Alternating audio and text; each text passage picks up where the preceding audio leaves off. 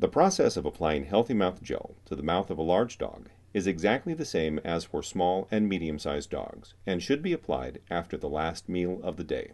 You will take a clean swab and dip a generous portion of gel onto the swab. From here, you can transfer the gel to the tip of your finger if you find it easier to use your finger.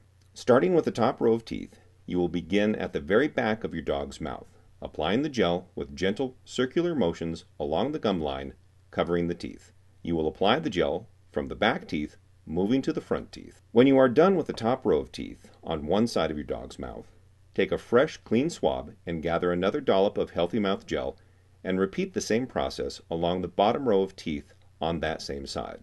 When you have finished on one side of your dog's mouth, top and bottom, you will repeat the process on the other side of your dog's mouth. It is important to remember to always use a clean swab when you dip into the container, as you do not want to contaminate the clean gel. Once you have the gel on the clean swab, then you can transfer the gel to your finger if applying the gel is easier with your finger.